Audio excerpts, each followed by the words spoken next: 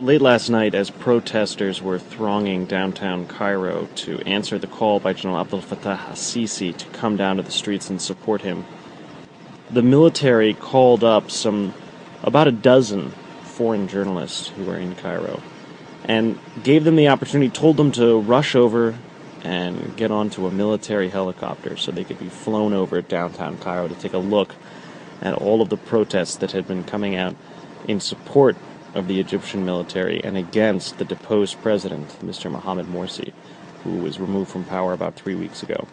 So as you can see, we were being flown around Tahrir Square, where, as if you look at the images right here, the crowds have diminished. There aren't nearly as many people because it was about 2:30 in the morning.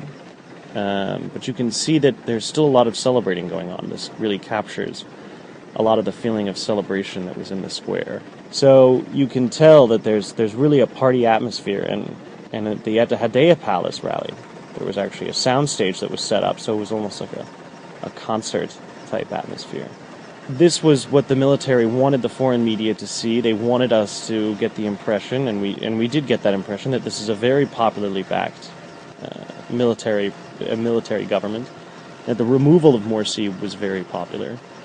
They want to make sure that the media, the American media in particular, is conveying what they see as the right message to policymakers so that they are sure that the American government does not classify what happened in Egypt earlier this month as a military coup, which would very much jeopardize their aid and their access to advanced U.S. weapons.